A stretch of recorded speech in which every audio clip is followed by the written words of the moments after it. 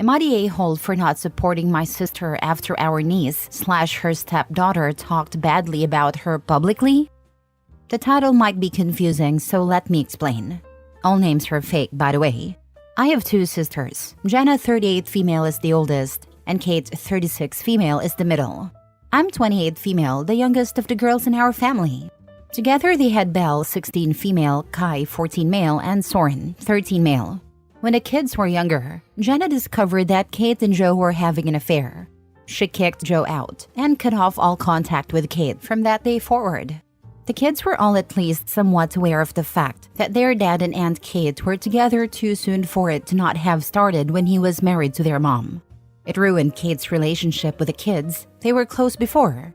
Jenna was always glad that the kids sided with her and didn't start treating Kate like a second mom. Kate and Joe eventually got married, and Kate tried to act like she was now just a stepmom to the kids, or more like a second mom. I sided with Jenna and made it clear to Kate that I thought she and Joe were completely in the wrong. Even if they hadn't betrayed Jenna, which they did, they made life so much more complicated for the kids. Of all the kids, Belle is the most vocal and clearly against Kate. She has told Kate that she hates her and has made it her mission to make Kate's life difficult every time she's with her and Joe. She doesn't ignore the fact that her dad is also to blame, but he seems far less interested in healing his relationship with his kids. However, Kate cares a lot, from what I've been told.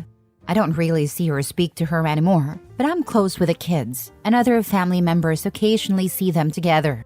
Anyway, Belle has really been making things hard for Kate, which bothers her.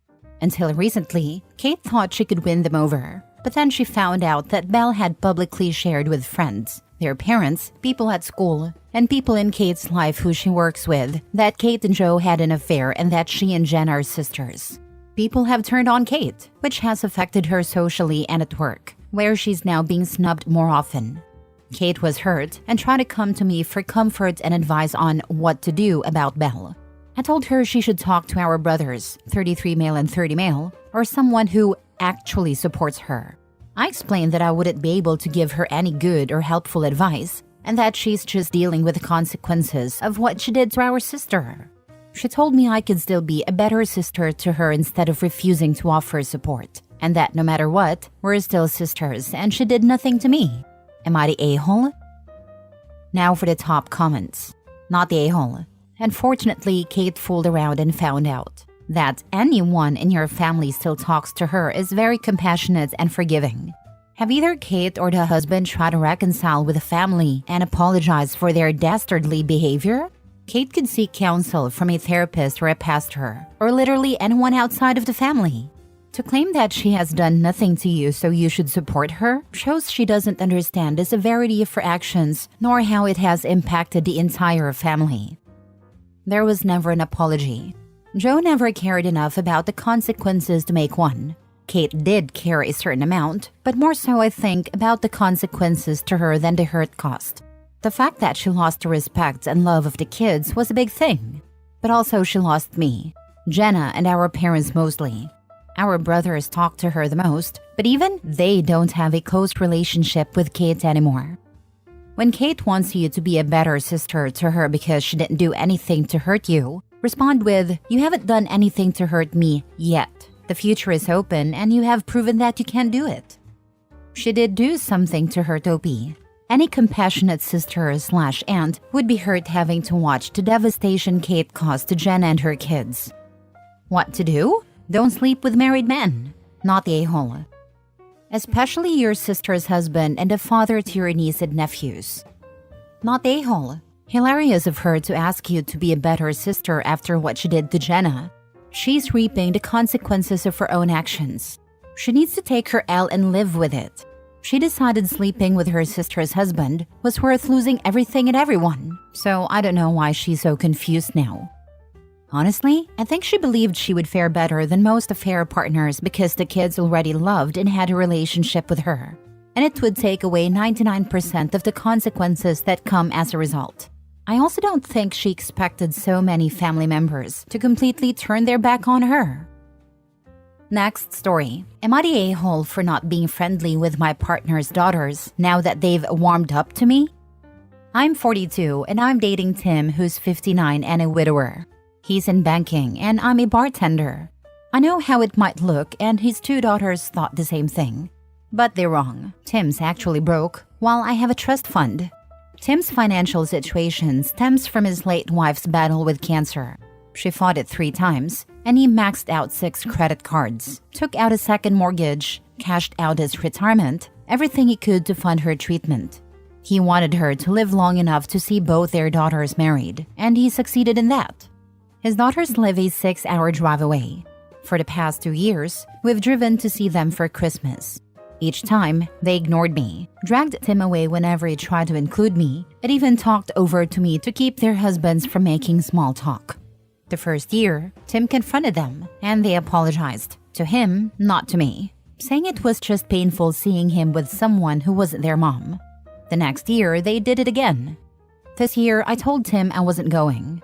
I made it clear he should absolutely go see his daughters, but how would it be going along? Tim wasn't thrilled with the idea because having me there means we can split driving duties when his back starts bothering him. He also hates flying. Since his old 2010 car is practically falling apart, I leased him a comfortable luxury vehicle. My brother has a dealership. Tim was excited, especially because it meant he'd be able to see his daughters more often without worrying about his back. But when he told them, they blew up, accusing him of spending their mother's money on a fancy house and car to impress some bimbo bartender, and complaining he didn't help with their wedding costs. In the argument that followed, it came out that they assumed there was a life insurance policy payout. They had no idea about the credit card debt, the second mortgage, or that Tim nearly faced foreclosure and bankruptcy until he moved in with me. They also didn't realize that my house covers our expenses and that he only contributes to the water bill. He takes excessively long showers and shared groceries. Now the daughters want my number, saying they're sorry I felt lonely at Christmas. They also want to come visit us next year, conveniently in the summer since I live near the beach.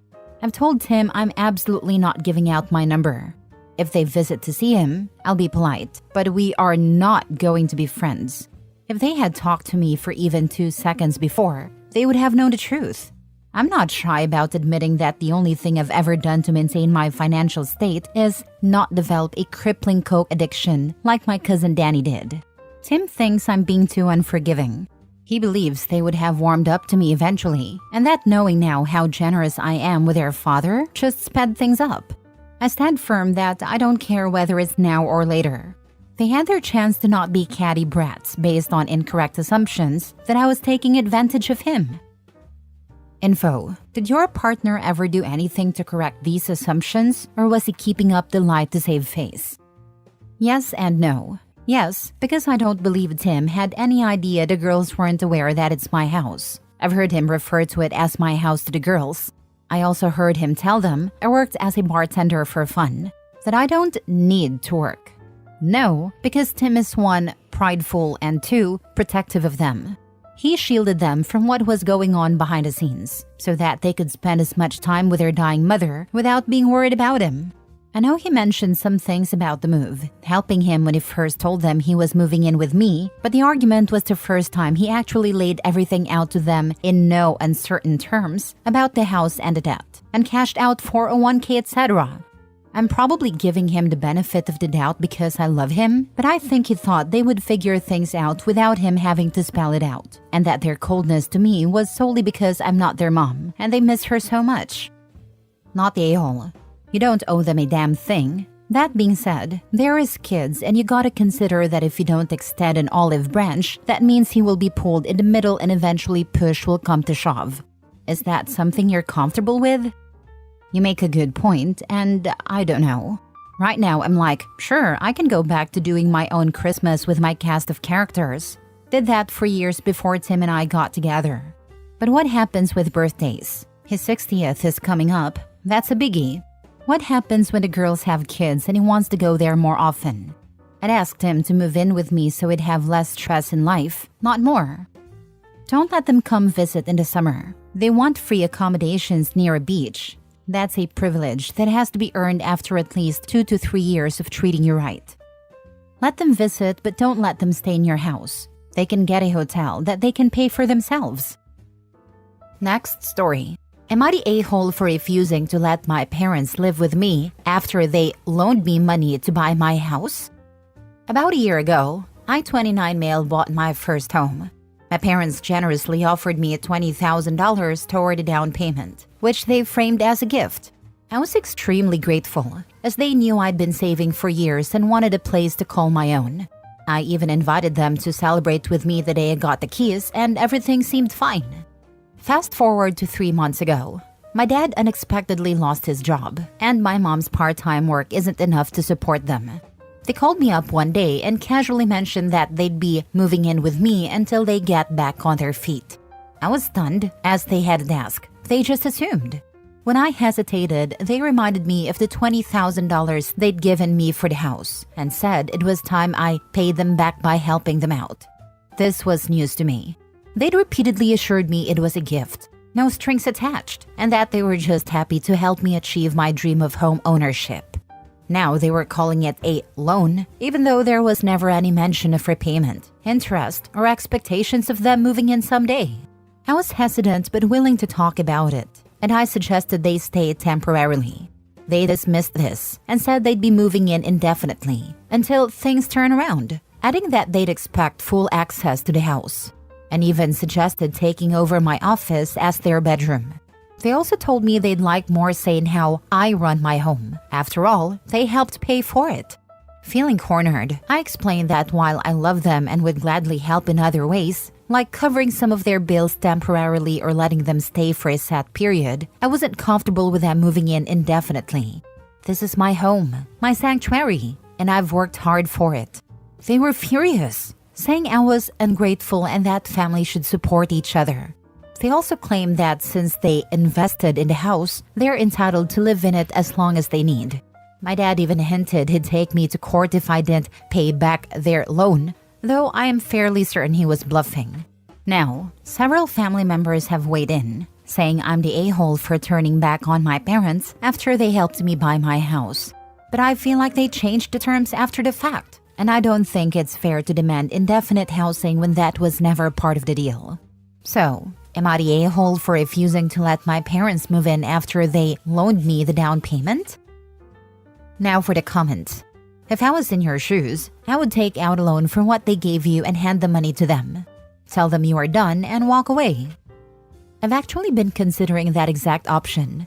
It's frustrating because they originally insisted the money was a gift. But if paying them back fully will restore boundaries, it might be worth it. I'd have to adjust my budget and take on extra debt. But honestly, that feels like a better solution than constantly having to defend my space or argue over my independence. Thank you. Don't let them move in. Do not let them move in. You will regret it. They will never leave. Think about it. Always there, changing your home until it's theirs. Until you get so fed up you'll want to pack and leave. They gave you the money as a gift, and now they mismanage their finances or reframing it, as in lying that they invested in your home. BS. Don't let them move in. Not the a-hole. Thank you for this. Honestly, your perspective has helped reinforce what I was already feeling deep down. You're right, this is my home, and it's somewhere I worked hard to make my own. I've been nervous that letting them move in would mean losing all sense of control over the space I've built. It's already overwhelming knowing they're insisting on things like taking over my office, and I'm genuinely worried they'd try to change even more. The fact that they're reframing the money as an investment after saying it was a gift has thrown me. It feels manipulative. And while I want to help them in ways that make sense, moving in indefinitely isn't the answer. Thanks for backing me up on this. I needed a reminder that setting boundaries doesn't make me a bad son. Last story. Am I the a-hole for leaving my sister's kid with a family friend after she was hours late picking him up? I, 36 male, agreed to babysit my sister's son, 8 male, last Friday night so she could go to a friend's event. She said she'd be back early Saturday morning, and I was happy to help. I even planned some activities for us before she came by, since I don't often get to spend time with my nephew. Saturday morning rolled around, and by 9 a.m. she hadn't shown up. I texted her, and she replied that she was on her way, so I didn't worry. We had breakfast, hung out, and waited around until about 11 a.m. I texted her again, mentioning that I had plans at 3 p.m., and she replied with, "Be there soon." By 1 p.m., I started getting anxious because I still hadn't heard anything more. I tried calling, but she didn't answer. I left a voicemail reminding her I had plans later in the afternoon and needed her to let me know her estimated time of arrival. By 2:30, I was really stressing. I had been planning to leave by then to get to my friend's party, but she still hadn't shown up or answered her phone. Finally, around 3:30, after calling and texting with no response, I reached out to a family friend who lives in my building. She's known my family for years, and my nephew and sister know her well, so I knew he'd be comfortable and safe. The family friend was happy to help, so I explained the situation and left my nephew with her, giving her my sister's contact info in case anything came up. When my sister finally picked up her son at 5 p.m., she was furious. She accused me of abandoning him, saying I'd had one job and should have waited. I explained that she'd promised to be back in the morning, then ignored my texts and calls. I also told her I'd left him with someone we all trusted. She said I should have sacrificed my plans, even if it meant waiting all day since family comes first. I feel guilty for leaving him, but I was hours late to my own event and frustrated by her lack of communication. Am I the a-hole for not waiting for her to show up and leaving my nephew with a trusted family friend? Not the a-hole. The child's mother wasn't there at the predetermined time. If she was willing to actually get in contact with you and be upfront about the actual arrival time, she could have had a say in where her child will be spending the remainder of the time. Definitely not the a-hole. She should have been more responsible. I'd like to believe this is fake, because it's ridiculous to think anyone would behave like this. But these days, it seems pretty likely. Of course you're not the a-hole, and I guess sis will need to find a new sitter because I would never be willing to help her out again. My niece would do this stupid stuff with her kid. She did it to me once. I called her phone every 5 minutes until she finally came and got her. Nobody would babysit for her because of it. And her daughter was still an infant. That's how quickly she burned her bridges.